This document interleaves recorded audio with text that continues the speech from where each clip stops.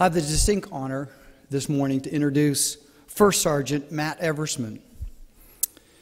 Sergeant Matt Eversmann is a testament to the true nature of war and heroism.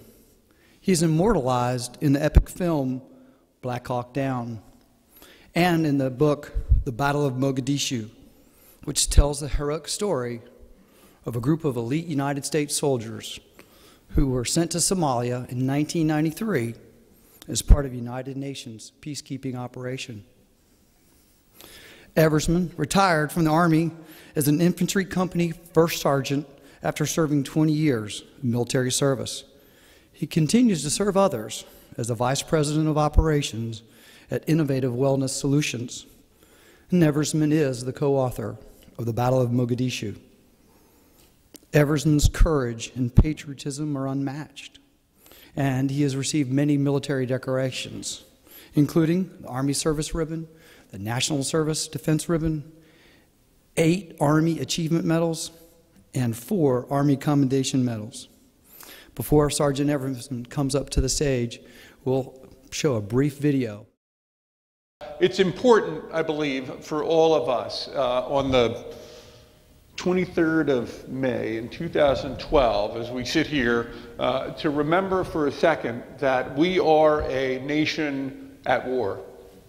And right now, real time, it is almost 10 after 4 in Baghdad and 10 after 5 in Kandahar, that we've got young men and women that are in harm's way. And maybe your spouses, children, grandchildren, nieces, nephews, undoubtedly your clients, somebody in here knows somebody very well that is deployed. And they're out chasing after bad people that crash planes into our towers, and they are doing all of this for us. And it's because of them and our veterans that are here tonight, or this morning, that we're able to gather and pretty much do whatever it is we want to do and talk about whatever it is we want to do. We represent here today capitalism at its finest, which is everything that the enemy hates. And so I applaud you all for continuing up the fight. And most importantly, though, I thank all the veterans here for giving us our freedom. So thank you very much for starting us off the day right.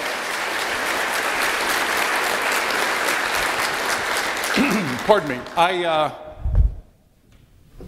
might just put this out in case. I retired in 2008 after 15 months in Baghdad, and promptly found myself in Baltimore, Maryland, where my wife is from, and trying to sort of make this jump from the Army world to this brand new corporate world. And it's quite a change. Ask any veteran what it's like. So as I'm trying to figure out how things really work out here, I found myself inexplicably invited down to Washington, D.C. to the British Embassy on the request of a British consulting firm called McKinney Rogers. And you Google them, you'll see it's sort of a hotshot company based in London, and they do, ethereal nosebleed strategy for, for companies. I don't really understand how that works, but that's what they do. And they invited me down to the embassy, which I thought was kind of neat because I'd never been to an embassy before. And I found myself in the ballroom with a bunch of people that I didn't know, talking about things that I had no interest in, to be honest, and really didn't understand anyway. I mean, they all had their sort of marquee name brand name tags on, of all these Fortune 500 companies. And I truly, I'm embarrassed to say, I really didn't understand what senior executives talk about at cocktail parties. But whatever it was totally going over my head. And fortunately, this madness ended, and they called us to dinner, and this gentleman named Sir Robert Fry, who's like the deputy chairman of McKinney Rogers, some pretty interesting title, started chatting with the whole audience about more of the same. And again, you can imagine what it must have been like your first day out of the gate, in a new job, where you really feel a little uncomfortable because you don't understand what they're talking about. And I'm thinking about how the Orioles are going to play or not play, and if my shoelaces are tied, and do I got a hole in my socks? I mean, that's where my mind is. And all of a sudden, this Sir Robert mentions the words strategic shock. And I perked up. I remember perking up a little bit, thinking that sounds sort of Army-like. I mean, strategic shock, shock and awe, and this might be something I can follow. And he went on to say that this strategic shock, and if you've heard this before, I apologize because I had never heard this term, but it's stayed with me ever since. He says this strategic shock really is the definition of an event that happens that's so catastrophic. I mean, it's so unbelievably bad and it happens so fast, and there you find yourself, you being any of us, individually, as a family, as a business, it doesn't matter, but there we are right in the middle of this catastrophic event. And there's only two ways to go. You either fight or flight. I mean, there's no time to blame anybody. There's no time to staff it and figure out on a wire diagram whose responsibility it was or how we're going to move. I mean, there's no time for anything. I mean, it's that bad. And he used 9/11 as an example. Bless you. And he talked about subprime credit default swaps, and he talked about tsunamis and tornadoes and floods and all these events that happen. They're not the little ones, they're the big ones. And he said that the strategic shock has three very unique characteristics. It's indiscriminate, it's unpredictable, and it's ubiquitous. And I mean, I'm writing this stuff down like a madman. This is good, this is gold to me. I'm like, wow, this is finally something I understand about the business world, because I tell you, this is just what it's like on the battlefield. I'm like levitating out of my seat that I get it. I understand what he's talking about. And he finished up this chat and gave everybody the rhetorical strategic shock's coming, so what are you going to do to get ready for it? And everybody's sort of scratching their heads like white-faced monkeys, and no one said anything. And so I raised my hand and grew a backbone, and I said, Sir Robert, I ask you, where do we invest our time to prepare for this event that's coming? Do we do it in our people, or do we do it in the process, the infrastructure? I mean, which one gets us through? And of course, he gives the rhetorical answer. He says, well, First Sergeant, what do you think? And so now all these hotshot businessmen and women are looking at me, and I'm standing there like a dope, and the only thing I could say, truly, right, without even thinking, was it's people. People are what's going to get us through the crisis. People get us through the emergencies. It's the people that do it regardless, and it's a given that our process has got to be good, but it's always about the people. And so let me paint this picture about people dealing with strategic shock.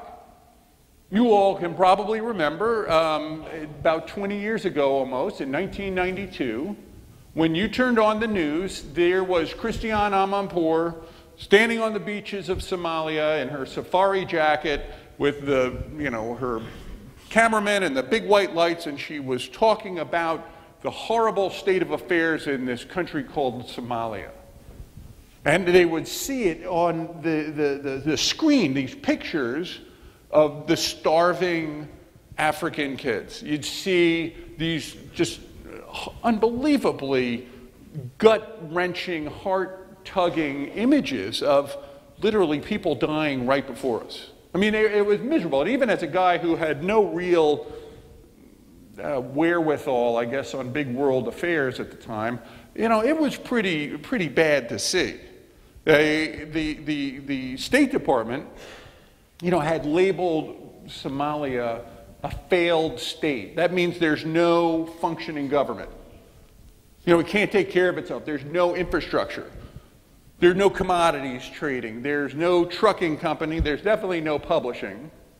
There are no essential services. There's no police, no fire, no military. I mean, there literally is nothing of value. It is the most horrible existence that a Westerner could imagine. I will tell you, after being around the world a couple of times, and again, my last 15 months on active duty being in southwest Baghdad, which is pretty nasty, Mogadishu leads the league in horribleness. I mean, it's unbelievable how bad it can be. You know, they have stripped the rubber off of all or the coating over all the wires so they could get the copper and melt it down and sell it. They've stripped all the aluminum out of everything. I mean, they've sold everything that can be sold. And so there is nothing but living and breathing, waking and dying. I mean, that's life in Mogadishu. You know, if you live in this neighborhood, you're loyal to one warlord or terrorist, and this neighborhood is loyal to another one. And as long as you stay in your neighborhood, you're fine. If you cross over the street, you get in a gunfight. And it doesn't matter whether you're 15 or 95, male or female, does not matter at all. If you are not quicker on the draw than the other guy, you're gonna die. I mean, let your imaginations run with that, folks. It's the most lawless, horrible existence one could imagine that, you know, this century, you know, we had people living like this in this century. It's horrible. And the president, George Bush, at the time, they're briefing him somewhere in the neighborhood of 300 to 500,000 people are going to die in 1992 alone.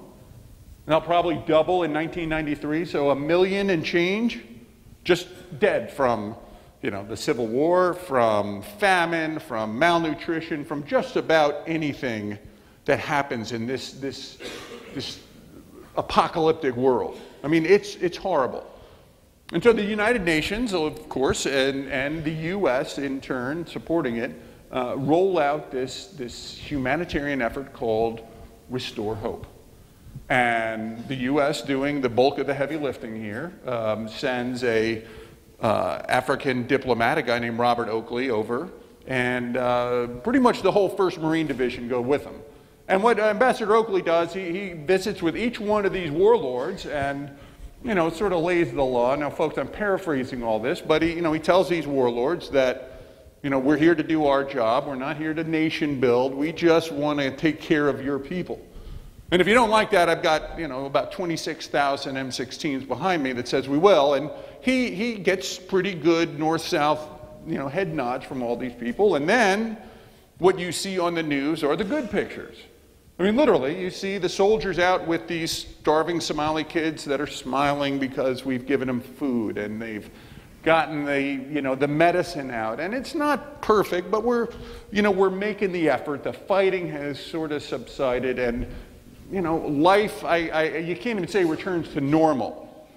But we're not bombarded every night with the horror stories. We're seeing more good than bad, and everybody's thinking this is a good thing. November '92 is an election year. Bill Clinton wins, and in January, a whole new administration comes into town with a whole same problem on the Horn of Africa. And the first thing we do, we call Oakley home, and we draw down our forces. And folks, this is not a political, you know, we can talk about politics later on, but, you know, this is all sort of open source facts. We change the framework a little bit. We send Oakley home, draw down our forces, and instead of doing this notion of appeasement, we basically embrace the first cat that comes running at us on the beach and choose him as our own. And if you're trying to order, you know, make some order out of chaos in this kind of a world, you really kind of got to pick the best of the worst people. I mean, that's just it's anathema to common sense, but that's what you got to do. And if you're going to have some law and order, you got to have somebody with some muscle. I mean, that's just how it works. Well, we didn't choose the guy with the muscle. Arguably, we choose probably one of the weakest warlords. And unfortunately, the guy with the most guns, the strongest one of all, a man named Mohammed Adid, was very put off by this. And he let us know it in very short order. I mean, almost instantaneously, instead of seeing Cristiano on the beach with the smiling kids, we see young thugs with AK-47s and bandoliers of ammunition around their bony little chests, and rocket-propelled grenade launchers, and that typical red Toyota pickup truck that you always see on the news with a Soviet machine gun on the back and about 15 hooligans standing on it. I mean, you're seeing this, and there are these stories of the mortar fire at the UN compounds and the relief efforts being ambushed, and, you know, pretty soon the news just goes from bad to worse almost hourly. I mean, it's truly just void of any kind of leadership, no foreign policy, no strategy, and it's just getting worse by the moment. And in end of April, early May, I can't remember exactly which, sometime in that time frame, a group of Pakistani soldiers, interestingly enough, are out on a walk-through patrol in Mogadishu and happen to be caught literally walking down the street, and on one side of the road is Adid's underground radio station. You know, they move it around the city to broadcast all their propaganda, and it ends up, it just happened to be that day, on one side of this street, and on the other side was their, you know, the enemy's weapons storage facility where they keep all their guns and bullets and grenades and all that stuff. And so it's a pretty high value target. The Pakistanis have no idea. They're right in the middle. And literally, the thugs there call Adid and say, what should we do? And Adid gives them the Caesar. And these Pakistani soldiers are absolutely, savagely, brutally, barbarically, there's not even a great term at all to describe how horrific their deaths were.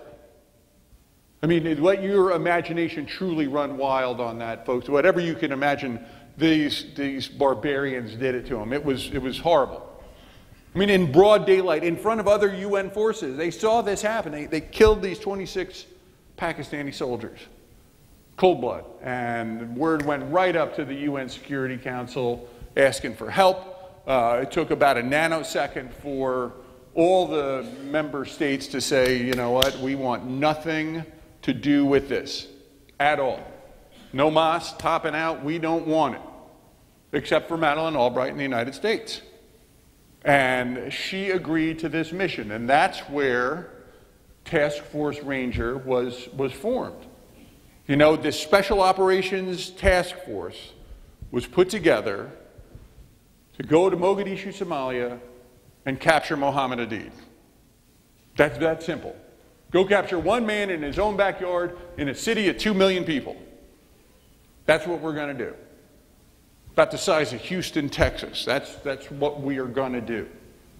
Day or night, it doesn't matter. Go catch this guy and turn him over. Now, I'll tell you, folks, I was 26 years old, and it seemed like a perfectly legitimate plan to me. I joined the Army at the height of the Cold War with Ronald Reagan as the commander-in-chief, father of perestroika stuff. I was ready to go. I wanted to go to war. In fact, I would make an argument that most of the young men and women today in a post-9/11 world, you know, they join the Army or the Navy, Air Force, Marines because they want to go to the show. I mean, it's a perfectly logical thought, and you know, you can beat your chest really hard talking about it. And so I figured if I'm going to go, I want to go with the best I can, and I worked my way into the Rangers down in Columbus, Georgia at 3rd Battalion, and spent a good year and a half just traveling the world training. I mean, just training with a thought of nothing but going to war. And we got this call in early August that we're going to go do this thing. Put the whole team together, did our training, rehearsed, all the stuff, battle drills associated, and then on August 26, 1993, I was up at the Delta Force compound in Fayetteville, North Carolina, preparing to deploy to the great unknown. You know, we packed up all of our kit, palletized everything. We had done our wills, we had done our powers of attorney, we had written the last letter home, we had done all that stuff. And sometime tonight, we're leaving. I mean, we're going to the great unknown. And I will tell you, I'll be the first to admit, if you haven't been before, it's a very unsettling feeling. I mean, you can mask it with a lot of good chest-beating stuff, but fact of the matter, it's a real eye-opener. There's a lot of introspection going on. And of course, I can't sleep, you know, and the boys are restless. And so I get up off my cot and I go walking around this compound, and I find myself walking in this hallway by myself. It's about 11:30, 12 o'clock at night, somewhere in there. And as I walk down this hallway, I come across a big picture window. And there's no reason that I would be here, just random, that I walk down this hallway and I look out and this window overlooks a memorial courtyard. And there's just a very simple white marble wall, on this courtyard. That's it. It's just a plain white marble wall. It's probably, the size of the backdrop here. And, it's got the names of all the operators that have been killed chiseled in it. And the flag is posted high. I mean, it's a beautiful sight. In the middle of the night, pitch black, beautiful green grass, and the floodlights shining on the flag and reflecting off this wall, and highly polished. I mean, just absolutely a stirring sight. And I'm looking through this thing at all the soldiers that I knew or had heard of, and in the middle of this monument, there's a verse of Scripture. And this Scripture is from the book of Isaiah, chapter 6, verse 8. And if you go around the community, you'll find this Scripture written a lot. And it says, "And then I heard the voice of the Lord saying, 'Whom shall I send, and who will go for us?' And I said, 'Here am I, Lord, send me.'" I mean, I remember that to this day. From that day forward, I've never forgotten those words. Who will go for us? Here am I, send me.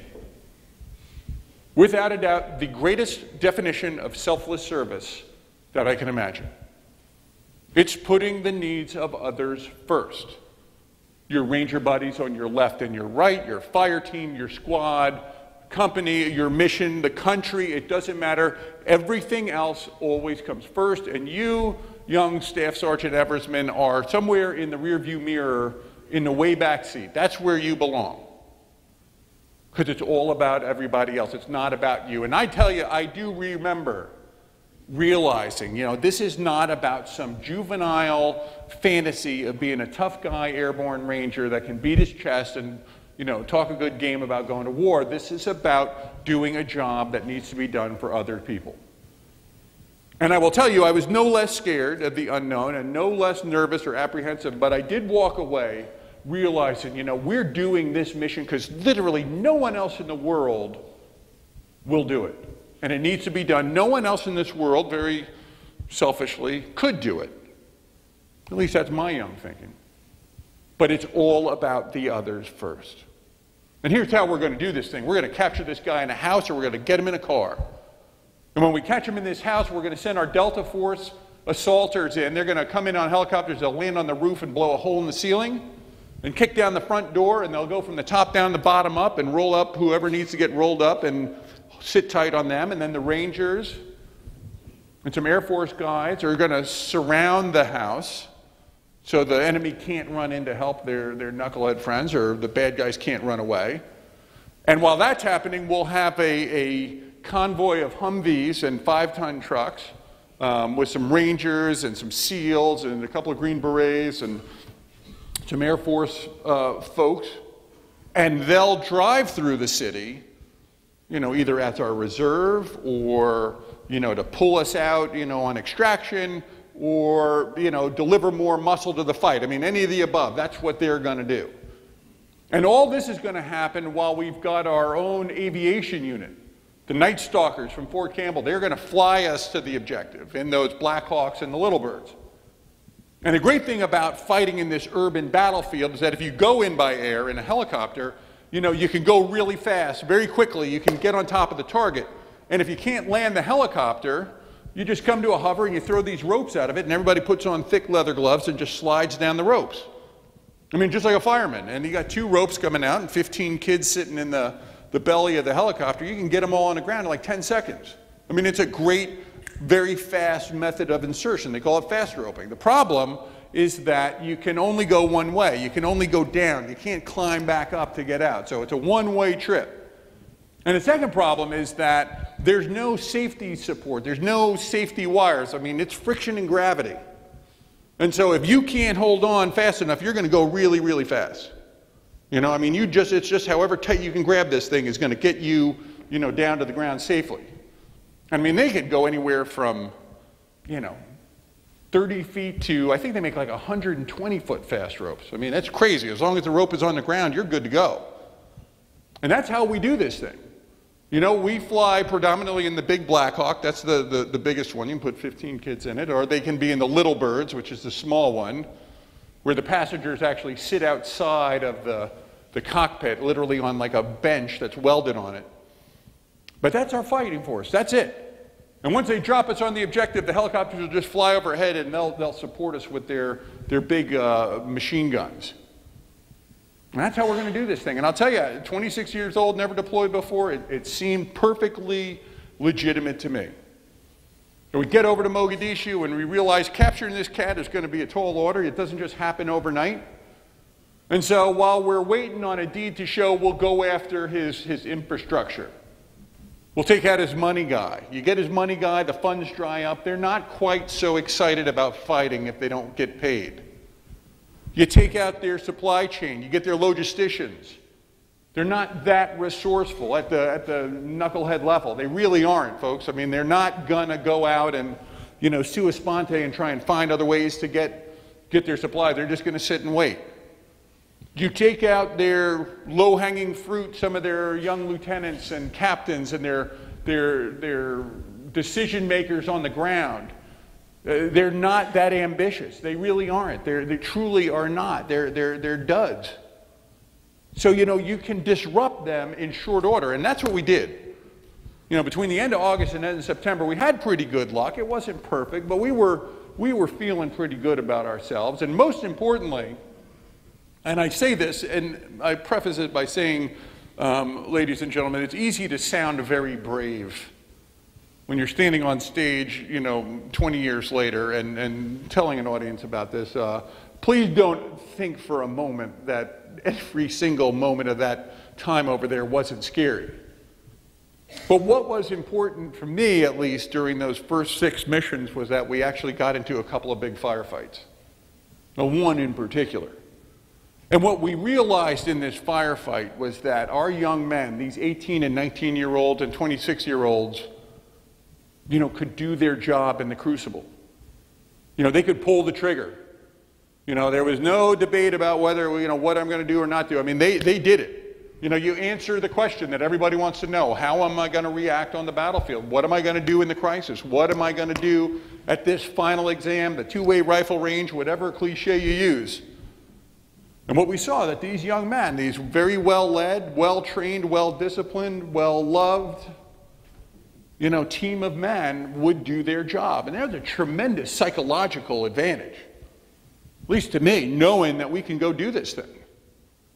And so now it really is a question of when, not if. We're going to capture this guy. I know it. We're going to be home really, really soon.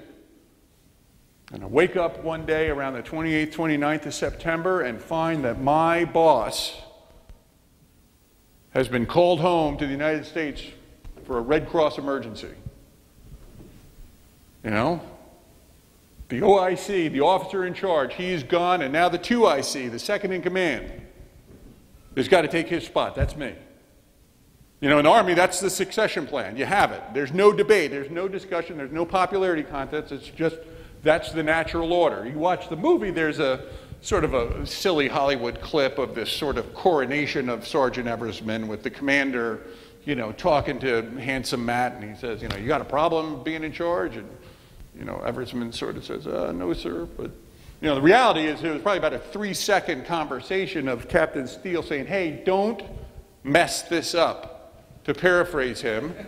And I sort of gave him the, yes, sir, I'll try and not mess this up. And that was it, you know. I mean, it was just 1, 2, 3. It happens. And I remember going back and sort of getting ready to talk to the boys.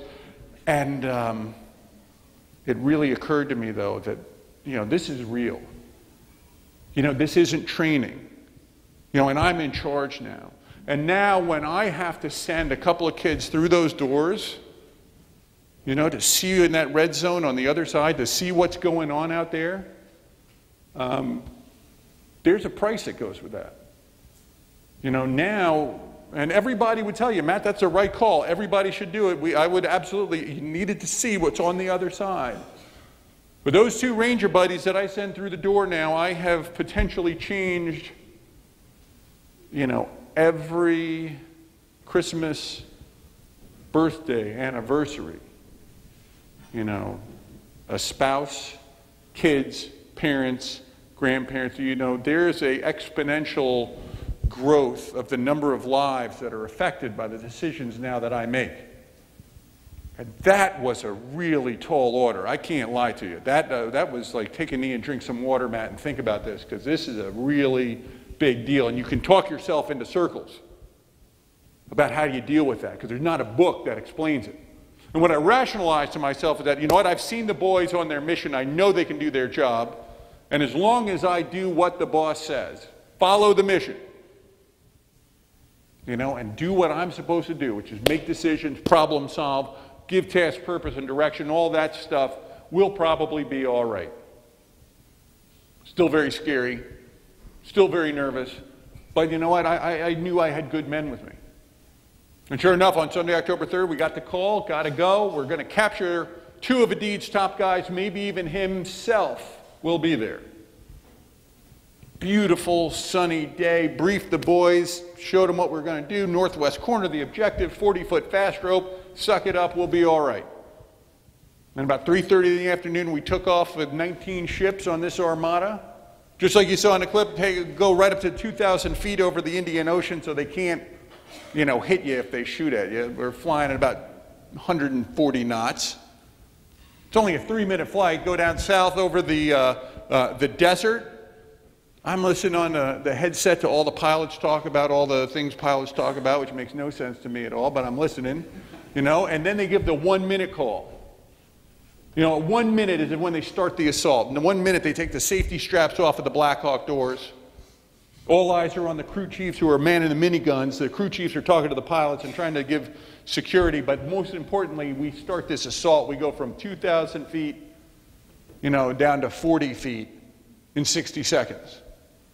You know, they crest the top, you get a negative G, you feel yourself rise up in your seat, and then it just is off. And they are smoking down towards this objective. I mean, you can't look at your watch. All you're trying to think about is, what do I do when I get on the ground? What are the 3 or 4 tasks that I got to do right off the bat? You see everybody's face. You know, we're happy and sad, excited, scared. Everything is all going on at once. Your heart is beating against the body armor. You can feel the blood just pulsing through your body. And you're trying not to be scared, and you're just sort of vapor locked in thought about just what do I got to do when I get on the ground. And then they get the 30-second count. And at 30-second count, there is absolutely no doubt in your mind that you are going to be on the ground. You are going to war. This mission ain't getting scrubbed. You know, at 30 seconds, you're in it. I mean, that's it. And you get vertigo almost. I mean, your spatial reasoning sort of just goes blackout. And all you can think about is, how do I get on the ground and taste some air? That's all I want to do. I mean, you really can't think about any great finite plans of anything. Just how do I get out of this thing and get on the ground? And as this is going off and I'm processing this, all of a sudden I hear the pilot say, before I feel it, I can't see anything. And our helicopter immediately goes vertical, stands up on its tail, levels out. I'm like, this is horrible. I mean, that's not what I was supposed to hear my first day on the job. And I look around, and sure enough, here we are sitting in this helicopter, and all this brown dust and debris, red Georgia, Alabama, clayish color, you know, has been blown skyward. All the helicopters coming in, there's so much power on the rotors coming in so low that it just bounces skyward. And literally, the pilots can't see anything. He's like, hey, I'm in the wrong spot. We're about 3 blocks short of where you need to be, Matt. I'm going to put you in here, get on the ground, go that way really fast, and you'll be all right. Roger that, sir. That'll work. I mean, you know, what do you do? Toss the ropes. Boys start to go. As they're going out the side, both sides, I take off my headset. I go to put on my eye protection, because I'm going to be the last one out, and you need to have eye protection when you fight in a dusty, dirty environment. And as I go to put these old ski goggles on, the elastic strap breaks. Right off the bat, worthless. You know, no eye protection going into it. But you don't have time to think about it. You just throw it down and say, man, I'm an idiot. You know, I'll take my lumps. And as I'm kneeling on the belly of the helicopter, I put on my chin strap on my Kevlar, and the helicopter just keels over a couple of degrees. Just enough that you got to kind of capture yourself. And, I sort of waddle over, grab the rope, and start to slide down. Don't know what's going on the ground, but I'm just sliding down this thing. And as I get about halfway down the rope, I see, pardon me, I see at the bottom one of my soldiers lying on the street. And I think, my gosh, somebody's already been shot. Are we taking gunfire? I don't know what's going on, but there's a kid that's lying there and he don't look good. I slide down the rope, get to the bottom, and there's this young kid. He's bleeding out of his mouth and his nose and his ears. It's all crumpled up. And I say to the medic, where'd he get shot? He said, he didn't get shot, Sergeant, he fell. As soon as, when he had just grabbed the rope, when the helicopter went like that, the kid grabbed it, he was starting to slide, and boom, lost control 60 feet. True story, 60 feet, this kid fell. A miracle. I witnessed a miracle that this young man was still breathing. And, of course, the kid that's working on him, who's opened up his airway, says, Sergeant Eversmann, he needs to get evacuated, he's going to die. Just like in training, turn to my radio guy, call the boss, immediate litter urgents, medevac. And my radio guy says, Sergeant Eversmann, I got no comms. My radio doesn't work. And so now as I'm standing here looking at this poor kid, and the medic's saying he's really going to die if you don't get him out. I'm in the wrong spot. I got a litter urgent casualty. I have no comms with the boss. And as I'm standing here, I realize now that we are taking fire. We're taking fire from the north and from the west and from the east. The only place we're not getting shot at is from down at the, our target building. And this has all happened in about 20 seconds. 20 seconds, all of a sudden. And I wish I could tell you that I had this great, Patton-like General McChrystal response for it, but I didn't. It's a total lie, total fabrication, if I could tell you that. All I can tell you is that I was obviously scared, but maybe more incredulous, because this wasn't in the, any plan that we had considered, or I had. How many things could go wrong at once? And I don't know how long I stood there. It couldn't have been that long, and I don't want to paint myself to be a complete imbecile or totally worthless, but I really didn't have anything to say.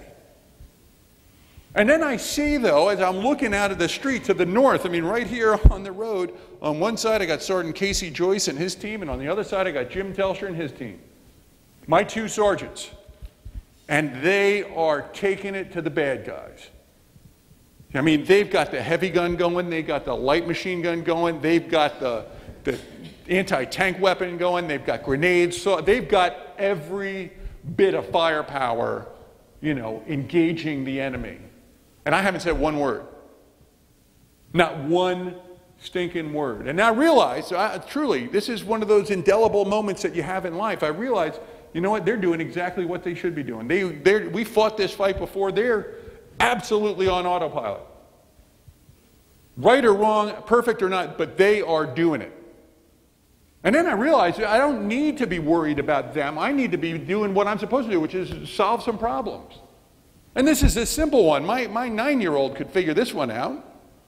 We don't have comms. They can't hear us. They don't know what's going on, so they can't come to us. We got to go to them. That is literally that simple. And if you watch the movie, there's a great clip, of Sergeant Casey Joyce. I remember calling him over here. Bullets going all around. It's like, what do you need, Sergeant? I'm like, put him on a litter, take him 3 blocks down to the target building, let him know what's going on. Roger that. Truly, that's what it is. There was a lot of deep breathing because there's a lot of bullets going on. And there's a lot going on here, but Roger. And I'd love to say it's because I am such a great leader and, we all follow orders to a T. I gave him a little bit of task and purpose, but it really was his selfless service. Put a young man on a litter and run out under a hail of gunfire while they're shooting, literally carrying this guy and shooting with one hand. It's incredible. Unbelievable. 23-year-old men doing this in harm's way without a second thought. And so I'm back fighting the fight, doing what I should do. And it seemed like in no time I turn around and there's Sergeant Joyce right behind me, huffing and puffing, hanging on his shorts or on his pants like, he's good. He's good, Sergeant. We got him out of here. And we got 21 guys on the objective. They're going to call us and tell us when to break down. You know, that vignette, you know, that personifies everything that you need to know, certainly about this task force, certainly about the caliber of men that fought on that day. And in regards to our discussion this morning about defeating this strategic shock, whether it's the people or the process, I tell you, it's the people, it's the Casey Joyces of this world that illustrate how you beat it. And you look at this young man, you watch that movie, and you look about Chalk 4 and all the things, I'll tell you there are three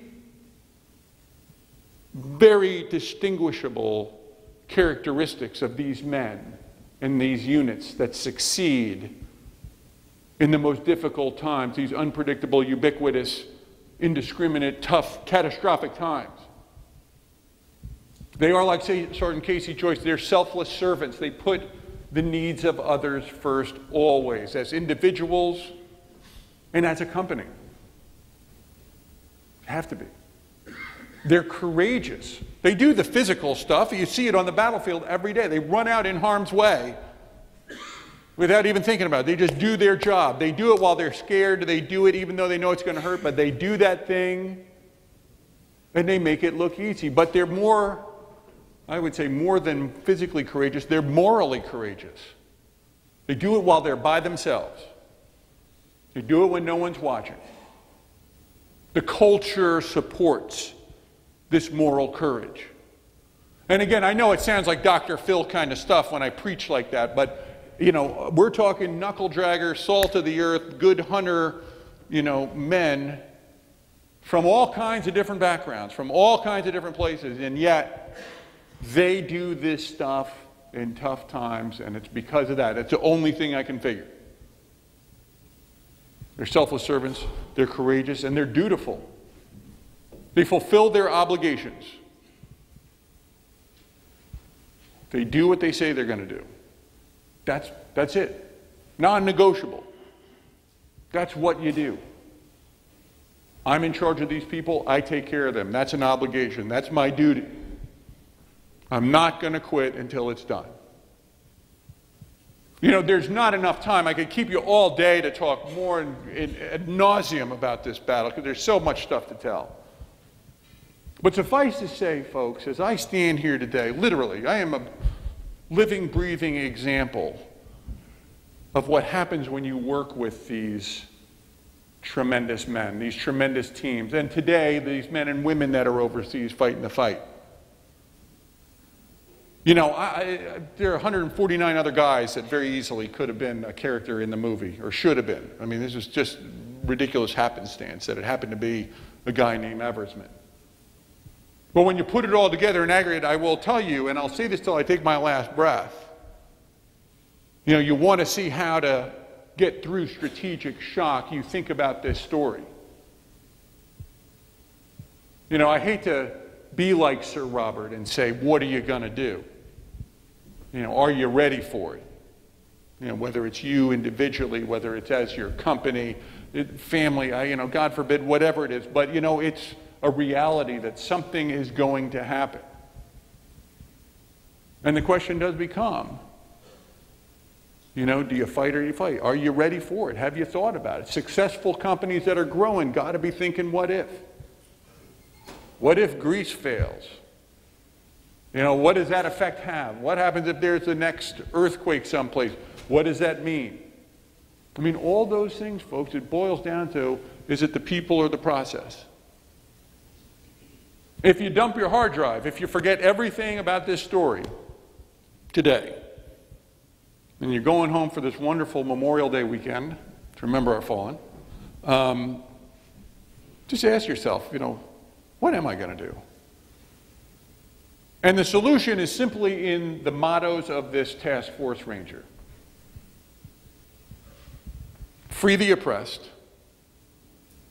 Night Stalkers don't quit.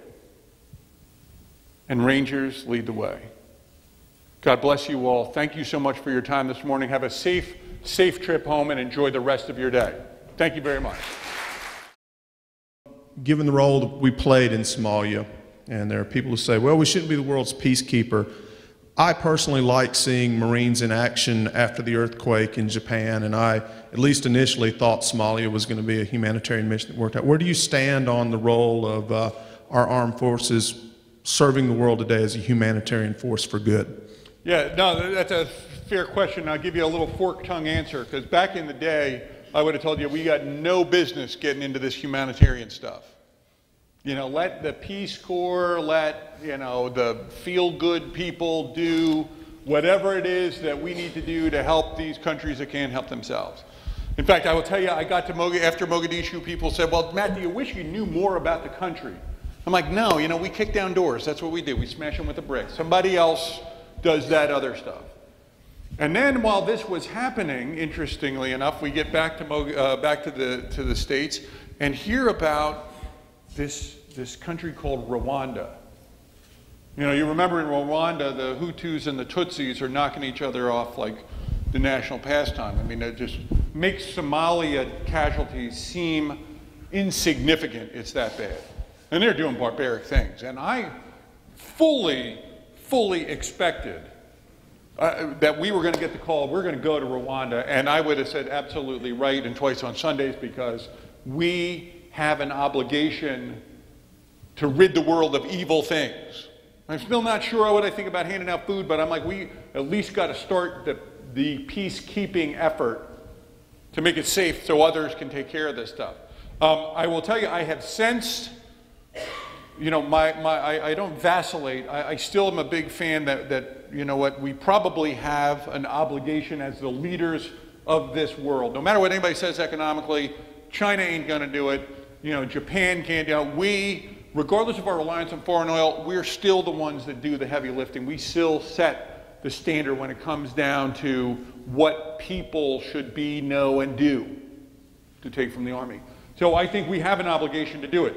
What I'm mystified by to this day is that we don't have this robust workforce or volunteer force of young men and women of all ages that are ready to go out and support that role. Because I think logistically, I don't think our military can support all of them. I mean, I just don't. I don't, you know, we have a finite number of troops that we can send out to, you know, to help with the hurricane relief, to help with the feeding. I mean, I think that's got to be, we got to differentiate those roles. However, I will tell you, in this day and age, with the nuts that we have out there across the globe that want to do evil, someone's got to say no.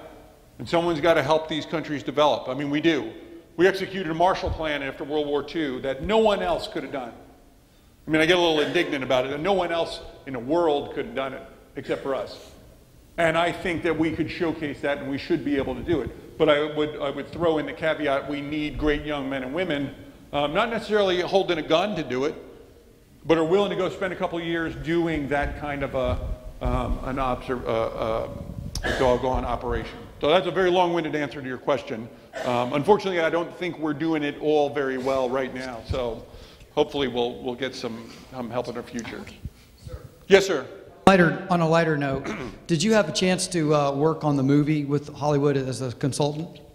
It would be a little bit of a stretch to say I was a consultant. They were very kind to invite me out to Los Angeles early on when they did the first draft of the screenplay, and to spend a couple of days with the movie folks to talk about, help them do their homework, which I will say was pretty cool. What was your favorite moment or memory you could share with us in regards to hanging out with Hollywood?